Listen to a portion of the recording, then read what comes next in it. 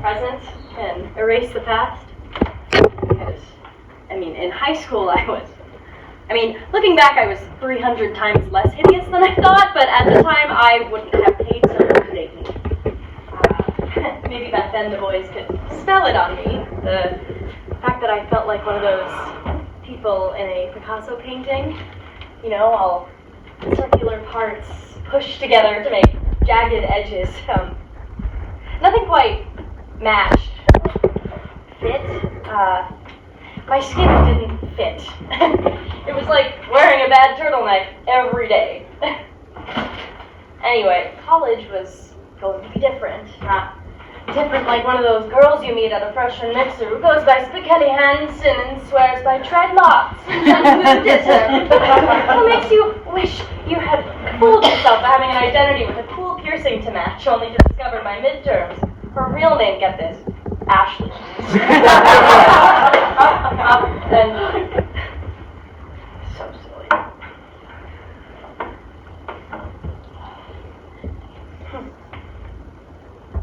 Oh, and first week of school, there's this freshman dorm sex ed info thing, and there's this girl, Melinda or Belinda or whatever, and she looks like a girl, except when she answers all of these questions that the RAs are asking, like, who here wears condoms, or who here masturbates, she answers all of them with, balls, leaning back into her chair, all matter-of-fact tone as she smokes a Marlboro Red. And I'm sure I'm the only virgin in the room, but the way she answers these questions, it's like she knows something the rest of us doesn't, and that gives her power. I guess that's what I wanted, that power. So I figured the easiest way to get it was to do it, have sex. Didn't really care about who it was with, just wanted to get it over with, First time was this guy from my dorm, Harvey Dillons, econ major from Teton, Florida, had frosted tips and wore a shit ton of hemp jewelry. And, we drank vodka from plastic bottles and did it with his black light on. The whole event was not much of an event. Yeah. Then there was Jeff Twan from Toledo, Christopher Blickspin, who owned a 4-foot bong. Then there was an RA from another dorm, the French guy from the 5th floor, somebody who didn't even go to my school, some theater major whose name I can't remember, and the list goes on and on. And most of it was surprisingly easy, same scenario, you go to some guy's apartment, you get drunk on, grain alcohol punch served from one of those McDonald's coolers. And then he passes you a joint, asks you your name, your major, and you talk about classes, you dance, you make out, go back to his dorm, have sex, but quietly so as not to wake his roommate asleep on the bottom bunk.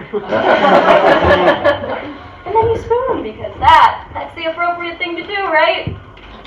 And then in the morning, along with hundreds of others, you do the walk of shame across campus. Because that is what college is all about, right? Sort of. Anyway, back to that freshman dorm sex ed info thing. Turns out by sophomore year, most of us had well surpassed Melinda or Belinda, and her maturity was the norm. The only difference was the way you presented what you did. See, I was friends with mostly guys, and when it came to fucking, the boys were frank, full of detail, and many times nonchalant about the outcome, and that's how I talk, all nonchalant, except I'm not a boy, and girls being blasé about bedroom activities.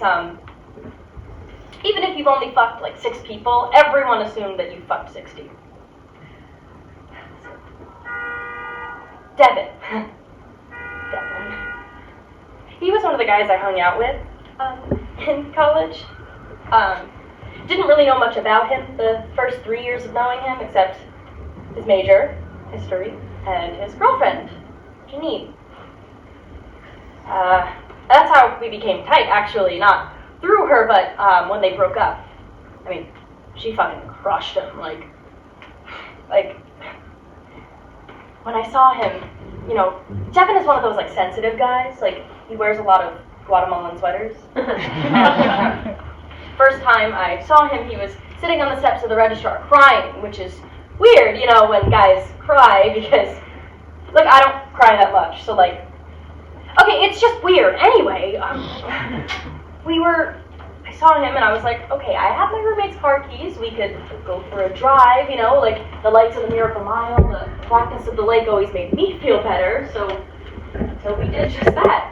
We rolled down his sunroof, we listened to the Rolling Stones, he apologized for being such a pussy, and I told him it was cool, but then he asked if I would keep this all a secret. I said yes. Then he sat in silence. A good kind of silence. Kind of silence that you can breathe really deeply in. The whole incident made us friends. Like, good friends. The kind of friends who are, unabridged. You know, like, binding bent, pages, dog-eared, you know, the parts you keep to yourself. The parts out of fear that you don't share with anyone because out of fear they might laugh or judge you. I showed him because I felt safe with Devin. I mean, he read Sylvia Plath and Tim O'Brien and fucked random people and grew up in some shit-ass suburb where nobody really knew who he really was. I mean, he made me feel at home. And you never really feel home at home, you know? So, I mean, obviously I developed feelings, you know, like way beyond fucking run feelings, which is normally how I felt about guys. I mean, it never came to fruition. I mean, after he moved on to Janine, he moved on to Emma, you know, this sorority girl who he bitched about like she was some fucking ball and chain. God. You know, even though we didn't really hang out as much, we were still tight. Right? Well, we had this party, you know, we all dress up, candlelight, blah, blah, blah, you know. His girlfriend's sick, so she didn't show, and I'm wearing a dress the size of a dish rag, and Devin corners me, you know, drunk on, like, Jack Daniels, like, cigarette behind his ear, and he corners me and tells me I'm the prettiest, how I'm the prettiest girl in the room,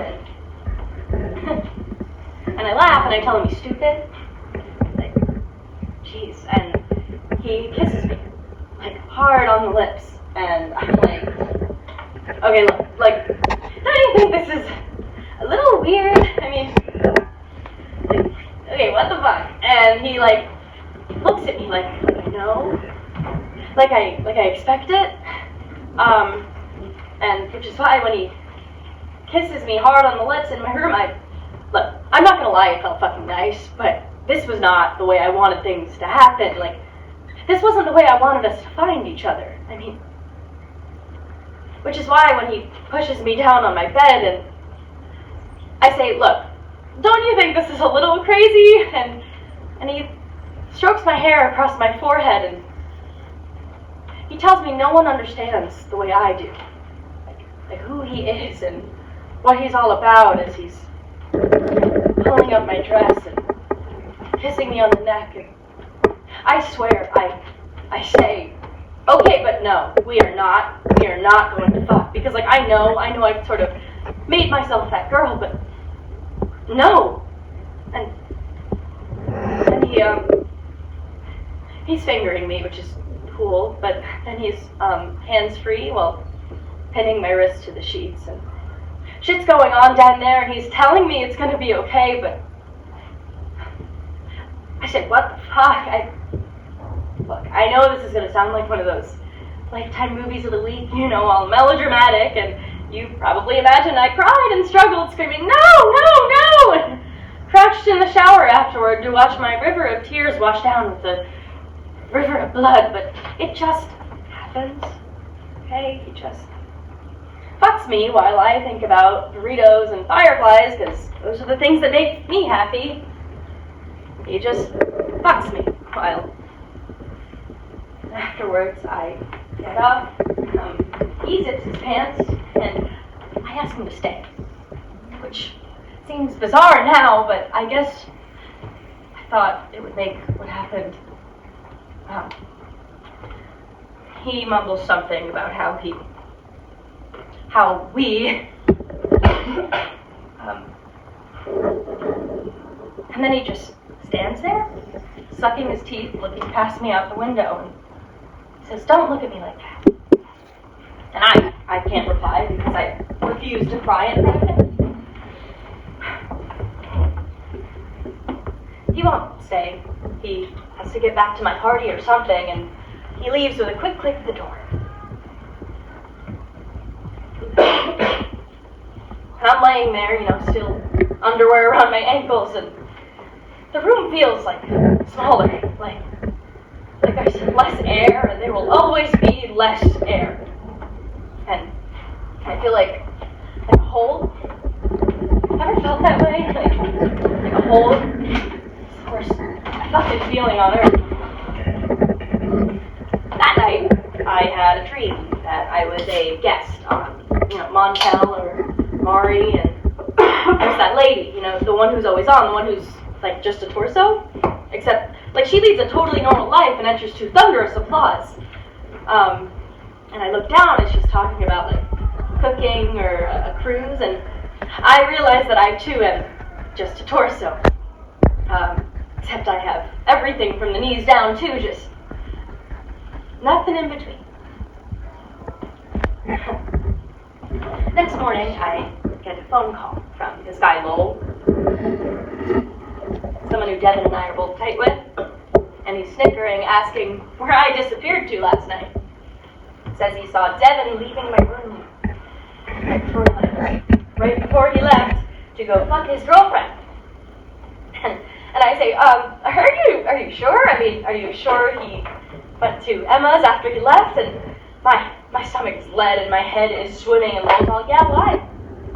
And I mean to say no reason, but instead spew a string of unintelligible consonants instead. And Lowell heaves an, "Oh shit!" And I'm like, he's like, did you guys like, ... And silence, because I don't know what to say, because if I say yes, I'm just a fucking slut, end of story.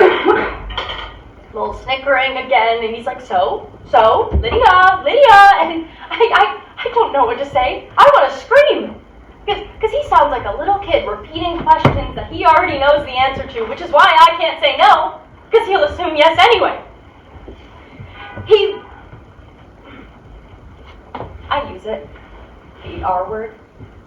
It comes out like a burp, like a big, nasty, loaded burp, because that's what the word is, loaded.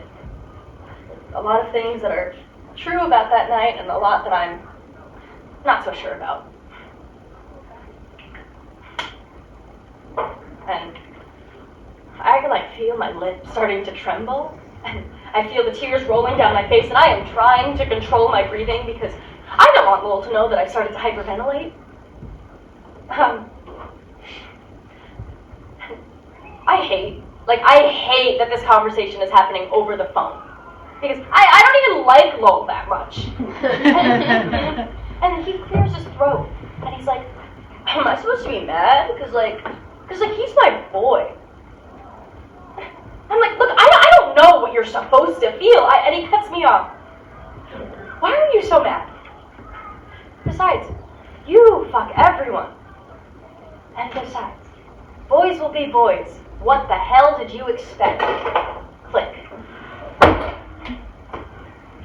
I don't talk to anyone for the next few days. I don't talk to Devin.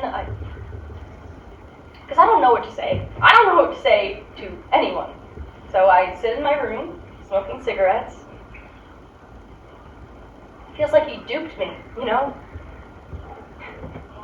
It's funny how when you find out the things you thought were true about someone, the necessity to see them sort of seeps away. That in a perfect world you would never have to see him again. But the world isn't perfect, so of course you see him anyway. A week later, he corners me under an awning. Tells me how drunk he was. I just have to understand how exactly drunk he was that night. And he tells me he loves his girlfriend like a lot. And if she ever found out about what happened, well, that just wouldn't be fair to her.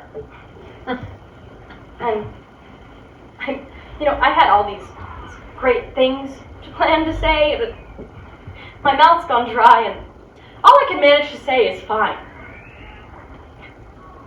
Fine? And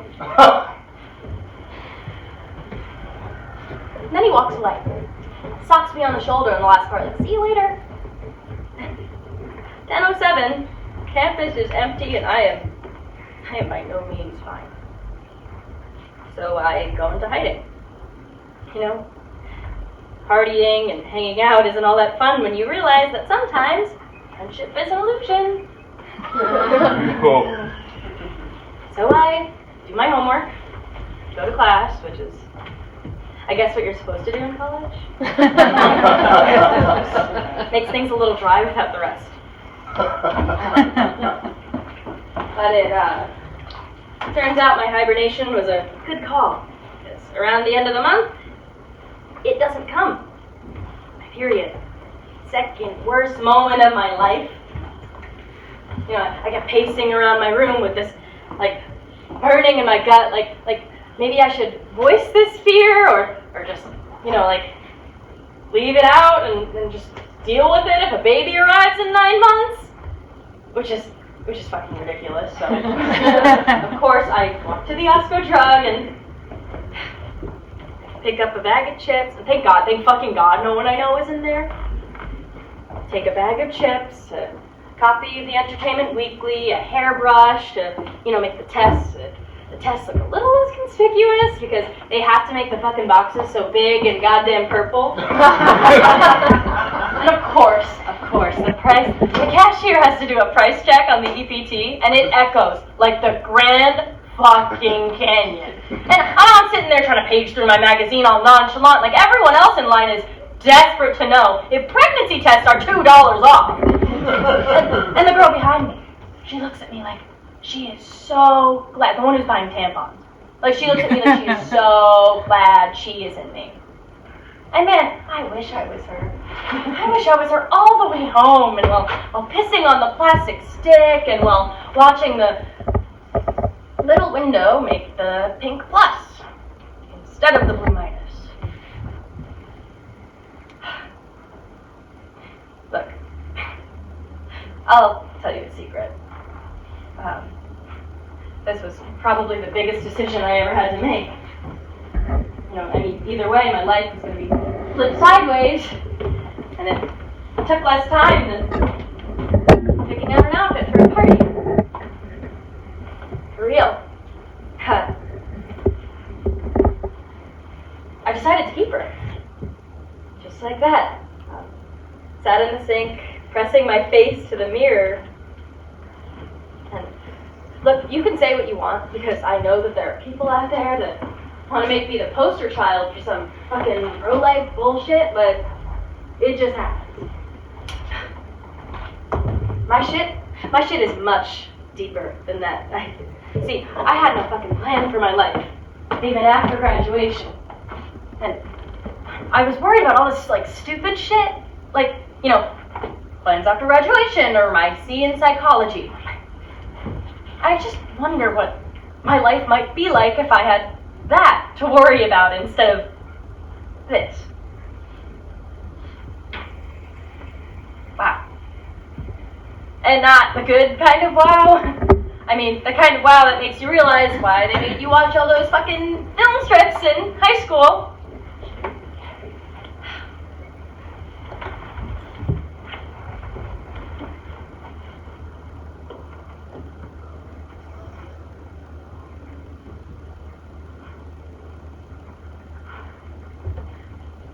Look, I'll tell you a secret. I had no plan after graduation. As far as I was concerned, my life couldn't get any worse. I mean, everything was so fucking sad and distant and empty, and she had to be the sign of something good. Because sitting there with nothing but my breath and the thought of her, I don't know it. She had to be the sign of something good.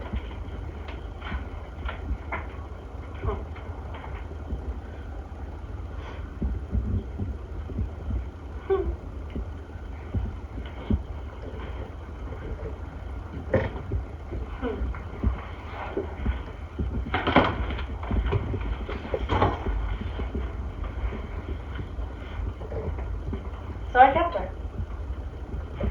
No political bullshit involved. Soon after, I went to visit my parents. Figured I should tell them. I was in the car with them, and parents were like, well, my mom, she turned to me in the car and was like, as we're driving down the freeway, she's like, so, why don't I ever hear about this, Devin creature anymore? And, my dad, he clears his throat, and he's like, there's that saying again about the turn in the road, you could choose one way or the other, and I chose the, something happened with him, Mom. I was at my cocktail party, and, I said no, but he did it anyway, and now I'm pregnant, because of it. Swear to God, that is how it came out. Then there was the silence. I just kept thinking to myself, maybe I shouldn't have told the whole truth, even if it was my parents. But, then there was more silence. And then to finish it off, my dad asked, "What's for dinner?" And that was the end of that.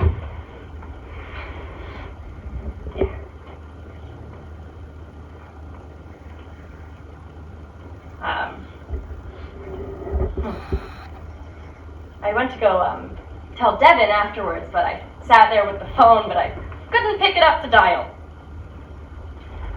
But of course, he found me anyway, cornered me in the middle of campus, and said, "Man, I feel so bad. I just feel so bad about what happened. Fuck, if Emma ever found out, that would ruin the best relationship I ever had." And I cut him off, and I say, "Look, have you ever thought about how I might feel?" And he's like, no, yeah, all the time. I think about it all the time, because I feel bad. And, if there's anything I can do, anything, let me know, and I'll do it, I promise. And I said, "Look, we will never, probably ever be friends again. And I will probably hate you forever, and if not a really, really long time, because you took something from me. You get to go on like everything's normal, and I have to live with that for the rest of my life. The only thing I want from you is the next time you think about doing this to someone, even if you think it won't be as bad, I want you to remember how much I hate you, how much we will never be friends again, and how you will never do this again." And he looks at me with these puppy dog eyes rimmed with tears.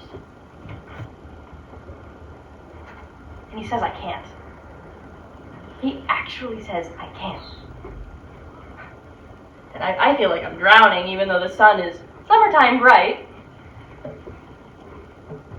And I never tell him. I walk away. Because someone like him does not deserve the potential of beauty ever. Of course, my parents were upset. The whole child support thing and whatever. And my mom and I, we fought, which makes it sound like it was a little spat, which it wasn't. She cried like a lot. And like she kept like putting her hands in her face and like shaking her shoulders like it was some bad public service announcement, like. And my dad like cried too, which is weird because he's usually pretty stoic. But his shoulders shook like an old lady. But he agreed to let me stay home after graduation, which isn't perfect, but it's cheap. And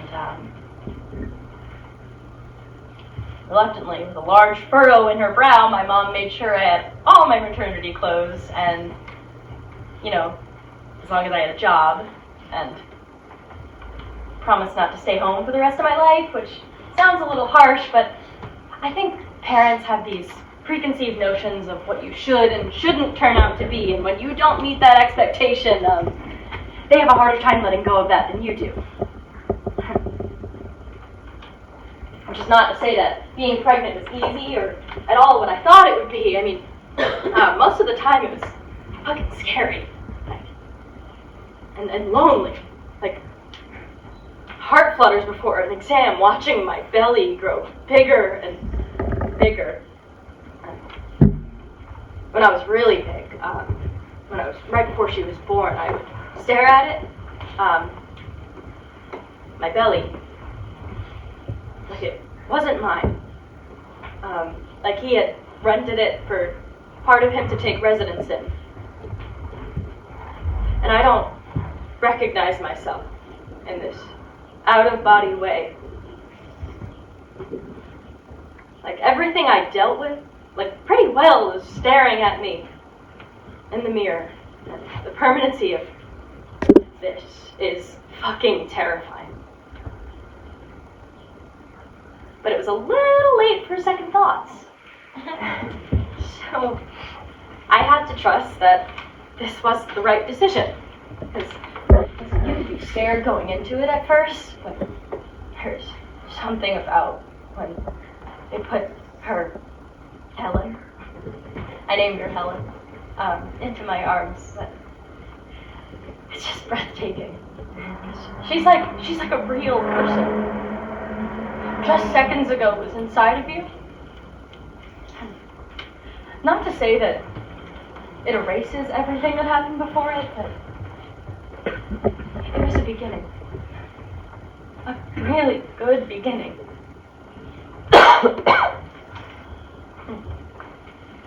You know, Helen, a month ago we were shopping downtown at the water tower, and Helen shit through her snowsuit. I did not think was possible for any human being to do, but she did. She did. I had to go buy her a new one at Marshall Fields for way too much fucking money. And I'm sitting there trying to wipe her down, and she's screaming, and I'm cursing very fucking loudly in the bathroom, and I'm embarrassed. I'm embarrassed. And Helen is crying, and I flop her back in her stroller, roll her out, and I bump into Lowell and his girlfriend Alexis. You know, they're shopping, and they have a ton of bags from Pier 1 because they're buying stuff for their new apartment, which, like, and then after they're going to a bar with their friends, which is like a concept in a life that I don't have time for. And yeah, Lowell looks at me and he's like, "Whose baby?" And I'm like, "She's mine." And Lowell is like, he's like, "Wow, Jesus, like, you had, like, a baby? Like, wow, with who?" And I was like, "She's mine. Just mine." And Alexis, and for the first time ever, Lowell is speechless. Like, ever. And Alexis looks at me and she's like, "Wow, congratulations, she looks just like you. You should be really proud." And Alexis and Lowell say goodbye. And Helen's laughing and babbling, and it's just me and her, and the world swirling around them. And I look down at her, and for whatever part of him that's her, the only part that I can see is the whole that is me. That night, Helen cradles my face and kisses me on the lips, which she doesn't do for anyone else. And she falls asleep on my chest, this little bundle of fleece and curls. She falls asleep. That's just me and her breathing in the darkness. And I am her mommy. Wow. The good kind of wow. Helen has made me feel home. Permanently. And finding that in someone, that is the point of everything.